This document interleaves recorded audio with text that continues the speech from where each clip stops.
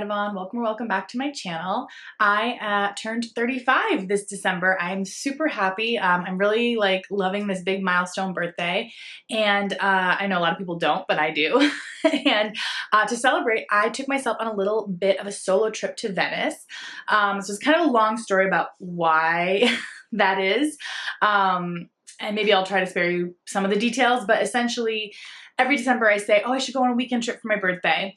And then every December or rather every October, November when you have to book it, I'm like, ugh, I don't want to go anywhere in December. Like nothing's nice in December. And so I'm always reading these articles of best weekend trips to take in December, best trips around Europe, blah, blah, blah in December. And none of them ever really appealed to me. But after literally years of reading these articles, I finally decided to say, hey, you know what? Maybe Venice won't be so bad. I've never had any desire to go to Venice. I always pictured it as sort of a Disneyland type city where it doesn't really exist for anything other than tourism, which is partially true, of course, but in December, I would say not so much. And so I'm really happy I went. But yeah, normally there's a 140 to 1 tourist to resident ratio, meaning for every resident, there are 140 tourists. So yeah, clearly the city has changed in its accommodation of tourism, but I will say during the winter months, I feel like that is as minimal as possible, and I really enjoyed my time. There was one brief hour where I ended up near the Rialto Bridge, I guess during a busy time on a Saturday, and I was like, oh, this must be what it feels like. But other than that, 1 or 2 hours, I literally didn't feel like I was in a touristy place at all. Obviously you're walking by and lots of the stores are for tourism, but other than that, the vibe seemed very chill, not very fake. I don't know, I enjoyed it way more than I really, really expected to. So anyway, I went to Venice, I had a great time, and you're here for the books.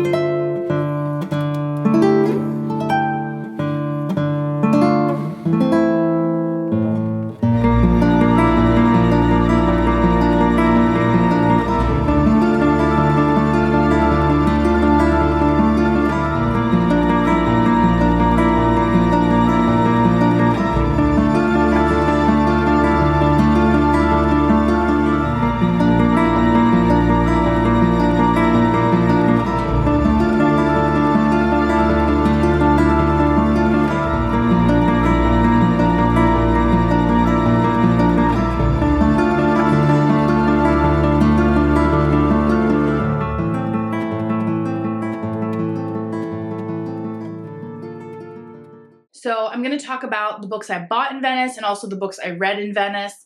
Maybe I'll start with the ones I read just because that's, I don't know, I have more to say about them, I suppose. So I read 4 books in the 4 days I was in Venice, and the first 2 were for rereads for Remember December. It's a reading event going on. I haven't posted anything else about it, so this will sort of have to be my Remember December video. But I reread 2 books. The first one was a romance novel called Morning Glory by Lavyrle Spencer. So anyway, it's a romance novel. I don't think the synopsis is even worth sharing, but basically 2 people fall in love, right? It's set in the South in Georgia. Yeah, whatever. And the second book I reread was 1984 by George Orwell. That one, just because I hadn't read it in 20 years, wanted to refresh my memory before I jumped into Julia by Sandra Newman, who has just published a feminist retelling, obviously from Julia's perspective. That one's really good, but I didn't read that on the trip. So the 2 rereads weren't anything special, but it was really nice to sort of reflect on rereads that I had read when I was very young on a big milestone birthday. So that was kind of cool to start off the trip with those 2 books. And it was nice and easy listening on the audiobook while I was walking around Venice, so that was really cool. So then I read 2 Italian books, of course, because I wanted to read Italian books in Italy. One, I was super lucky. It was a book club book that we were meeting the week after I got back. So I was perfect, I'll save the book club book for while I'm in Italy. It was called Forbidden Notebook by Alba de Cespedes, I think is her name. I'm not remembering it properly. And it's translated by Goldstein, who also translates Elena Ferrante.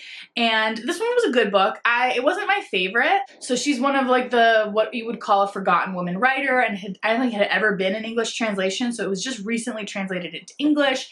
And I think if, you know, for the time it was revolutionary, it was important, but now it just kind of feels like, okay, I've read this before. And that's a little unfair because obviously it was written probably before the things I've read that I've already read before, but it just kind of felt like the same old, like upper middle class, relatively well-off woman, just not loving her life, which is fair. We don't all have to love our lives, but it just, the premise of the book is that she seems to be pretty happy with her life, and then for one day on a whim, she decides to buy this notebook that she's going to keep a journal in, and it has to be forbidden because no one in her family would approve of it. And so just as she's writing, she realizes like how miserable her life is and how meaningless and how much her family takes advantage of her, and they don't really appreciate her, and all these like very standard like things that we've all read before. But it was really well written, I'll give it that. And the translation's great, like loved it very much. So yeah, I was happy to read it in Venice also, especially because one of the things that she like constantly moans about is that like her husband, I think, had promised to take her to Venice. And she was like, oh, I wish I could have that trip to Venice. So it was kind of funny to like literally be walking around and just be like hearing someone like say, oh, I wish I was in Venice. And that was kind of like really like surreal and meta, but it was also nice. And then the second book I read was Italo Calvino's If on a Winter's Night a Traveler. And that one was really wild and wacky to read like on the go. It wasn't really like set in Italy or anything, but it definitely like was also a nice reflective kind of book. Like, you know, what is literature? What is reading? Why do I read? You know, if you've read it before, you know what I mean. And if you haven't, it's basically like a book within a, it's multiple books within a book. Is that a good way of explaining it? So yeah, basically it opens up with the author being like, yeah, you picked up my new book because you heard I'm a good author and you've maybe read my stuff before and you wanted to buy it, and you buy it. And then you realize that like the book is not finished. Like there's just chunks missing from the copy you bought. So you go back to the publisher, and then the publisher's like, oh yeah, we've been having an issue with this. Let me take care of it. And then in your quest to actually read this book, you end up meeting a woman, and she's also trying to read the book, and she's a big reader, and like just all these like things are happening. And then with each chapter of this story of you trying to read this book, and it's written in the second person, so the author's literally saying you, and there are chapters of the different books you were reading in the quest to find this book. It's very much a discussion on literature and like why we read and what's the purpose of literature and all that good stuff. And it was just really cool to read that during this like very alone solo weekend. So yeah, those were the books I read in Italy. Don't want it to take up too much time.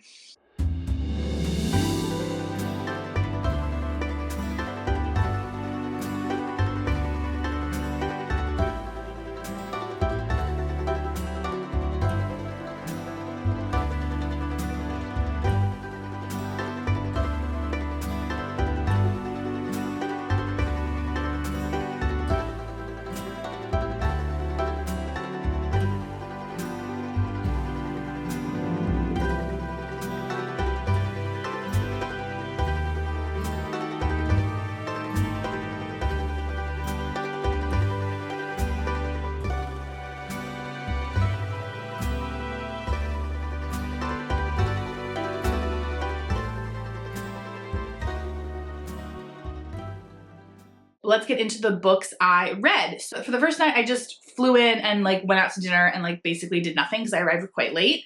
But for the second day, it's my book buying day. So what I normally do when I'm on vacation or traveling just to a new place in general, and I want to like get a vibe or a feel for the place, is I actually purposely go book shopping like as its own activity, and I do that first. So basically, in, I would say, the vast majority of cities, the bookstores will be in non-touristy neighborhoods. That's not always the case. Like in Paris, for example, that's the exact opposite of the case. But in a lot of places it is. And even if it is in the touristy spots, like you'll still get a nice, good overview of kind of how the city is. You'll get to walk around quite a bit. And so, yeah, I always do it. It also helps me kind of like rein in my book buying budget, because if I know I've just bought a whole bunch of books, it's like, do I really need to buy more? Like, So I had made a list of all of the bookstores that I wanted to go to. And I got up super early and like almost everything was closed. So I was just kind of like walking around, getting a feel for the place, like wandering around the area I was staying in. And I just happened to run across this one bookstore that was open, I think at like either 8 or 8:30 in the morning. And it was lovely inside. It had a really large English section. And a lot of the books in that section were more like popular, like book talk books. So I wasn't super interested in a lot of them, but they did have one book that I wanted, and it was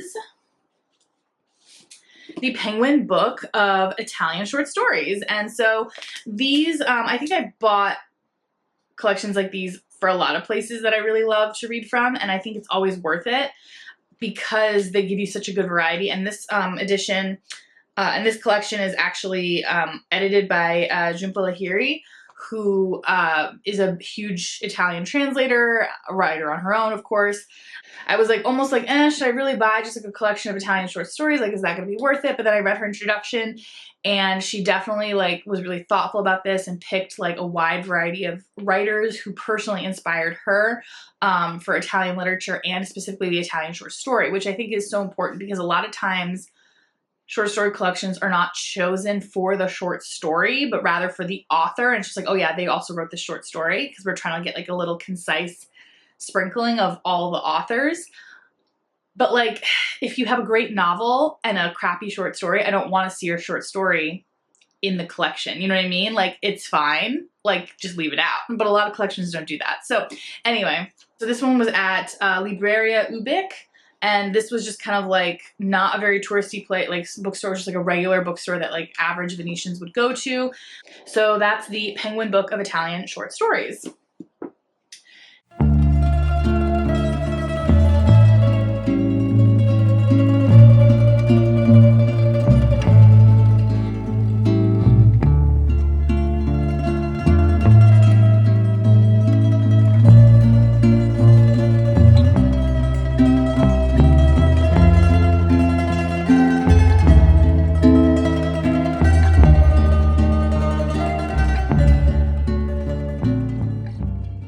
Next book is not written by an Italian. It's written by a Russian American, but he lived in Venice for 20 winters. So he would come to Venice every winter and stay.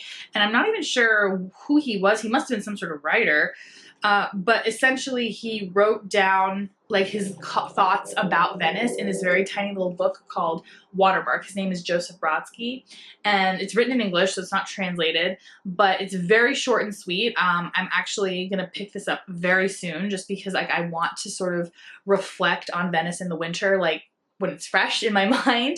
But it's very, very interesting because I feel like he has kind of like multiple experience or multiple, I feel like he has multiple perspectives that like aren't quite typical. Obviously he's a foreigner, but like the winters and the coming back every year and kind of seeing how the city changes. I'm really looking forward to reading his thoughts on that. So that's Watermark by Joseph Brodsky, and that was from Libreria Toletta, is where I found it. Although this one was like in almost every bookstore.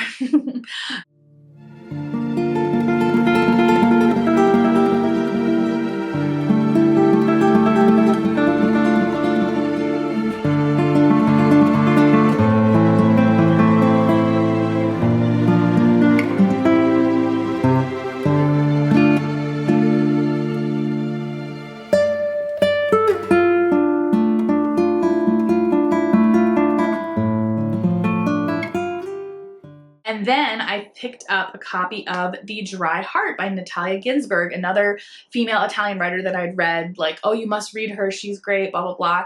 And before this trip, like long before this trip, The Dry Heart was the book that I had picked from like kind of like her most popular books that I was like, oh, that's the one I'm most interested in. So then when I found it at Libreria Studium, I was like very happy to just immediately pick it up. This one is so interesting. It opens with a woman shooting her husband, and then it kind of like rewinds to back when they met and kind of like, I guess, tells the story of like what led up to that moment. So I'm really interested to like get into this. She's supposed to have like a very sharp style, so that's like my favorite. And yeah, I'm super, super happy about this one.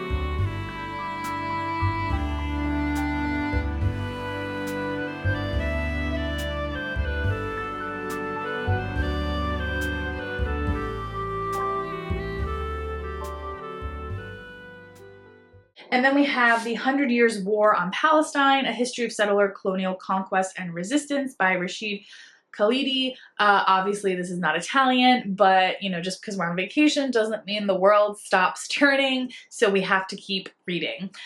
So this one, I was actually already gonna read it. I had already had it on hold at the library for the audiobook, but I really, with these kinds of books, like to have the hard copy so that I can like do what I want to do with the book itself and make notes and like read how things are written, even though I'm hearing the correct pronunciation, all that stuff. So I'm really glad I got a copy. I'm really glad I could buy a copy to support the author. I'm also really glad that I found this bookstore. Oh my gosh, Libreria Marco Polo.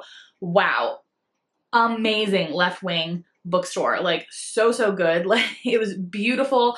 I got a really cute bag. I think I'll put a picture of the bag because I don't have it like on me right now, but it's like just so cute, made by prisoners in Venice in a correctional institution, with a really cute like little saying on it. It says like don't look for love, look for books or something. It's very adorable. And they had lots of nice fiction options, but they're nonfiction. Oh, it was just like so good. I found 2 of the books that our feminist book club had read already.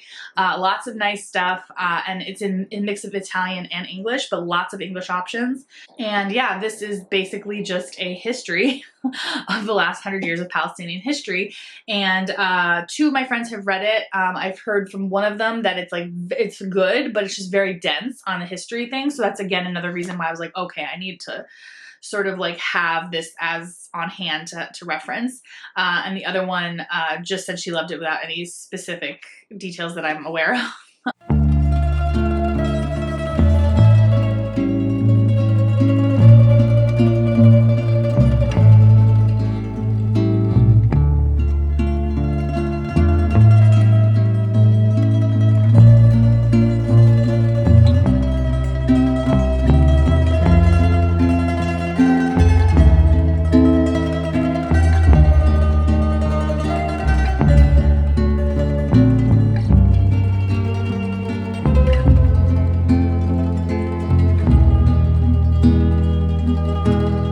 So on Saturday, all I did was walk around and explore the city on foot for about like 7 hours, did nothing else but wander and buy books, of course. And one of the other things I did in that like long stretch was I went to a library, and I don't remember the name of it. I'll put it down below with the footage, but it was a museum, a library turned museum, I suppose. And it just basically was like this really gorgeous building with all these old books, and it had an art show going on.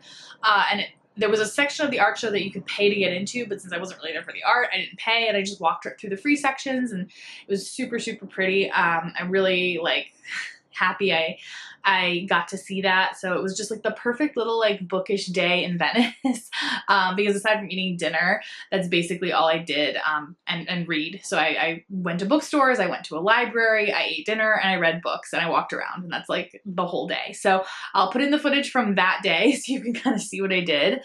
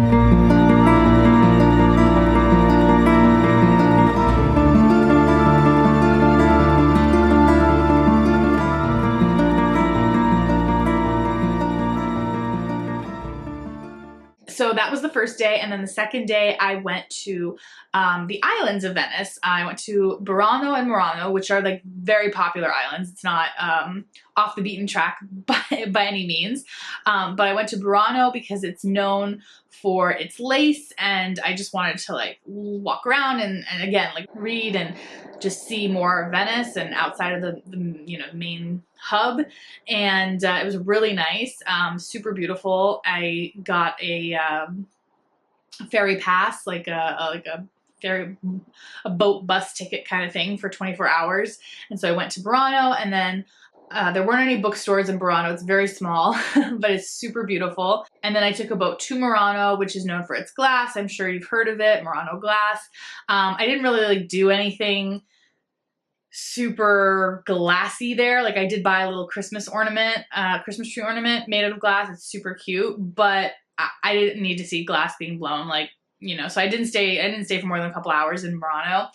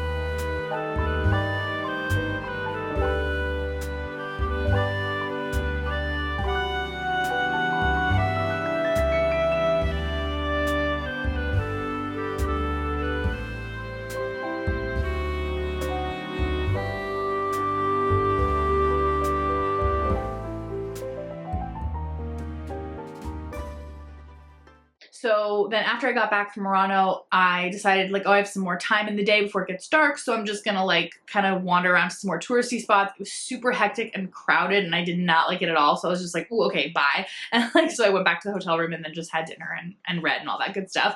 And so, yeah. So then Monday morning, my 24-hour water bus pass like expired, I think like 10:30. So I decided to get up like super, super early and just jump on to a water bus and just go up and down the Grand Canal because I hadn't done that yet.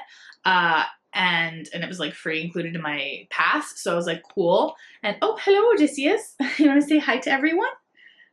Hello. Oh, hello. Yes. Oh, you're so cute. And just started to, hello, boop. You want to boop? Yeah. And so losing my train of thought because there's a gorgeous cat in my lap. So yeah, basically I just went up and down the canal. It was gorgeous ride, but it's definitely like a regular commuter, but like water bus. So going up was fine, but Monday morning coming down, it was quite hectic and busy, which was fine, but just like it's quite the little adventure. And so then from there, I decided to just like walk around again and like maybe try to do the touristy things like maybe again, like maybe Monday morning it would be as hectic. And I was correct. So I went back to the Rialto Bridge. I was able to actually, you know, hi, yes. I was actually able to like walk around and not be like this. And then I also walked to another bookstore that I had been to the day before that I was like, holy crap, this is horrible. It's crowded, I'm leaving. Like I didn't even get to look at the books because it was just awful.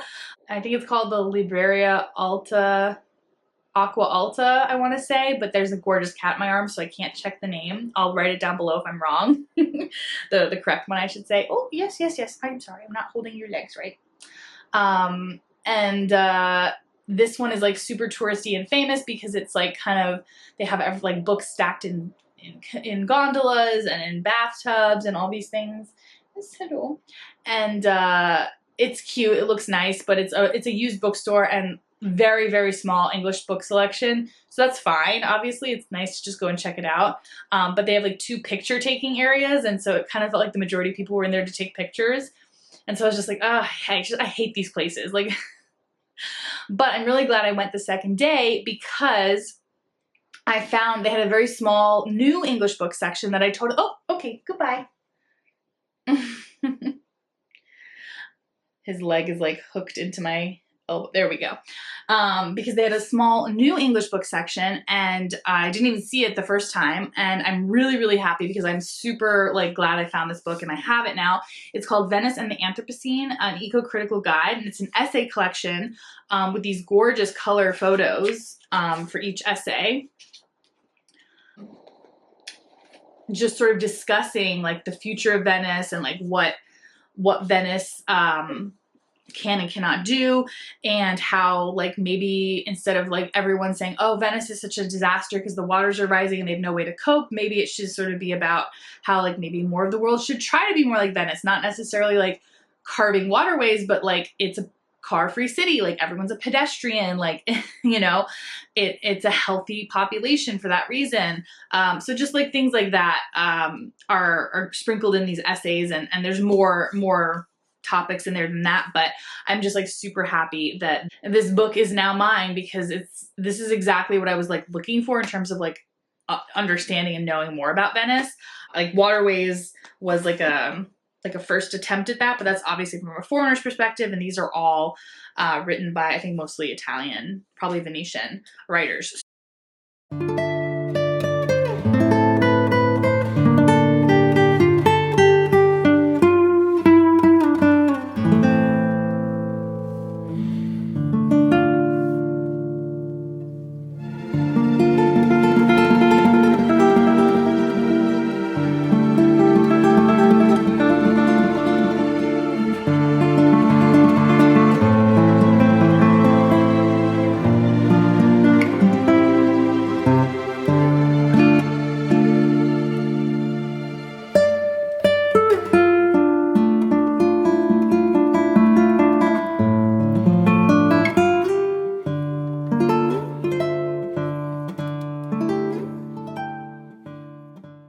So yeah, that was my last day in Venice, and then I went home and then later celebrated with my partners for my birthday.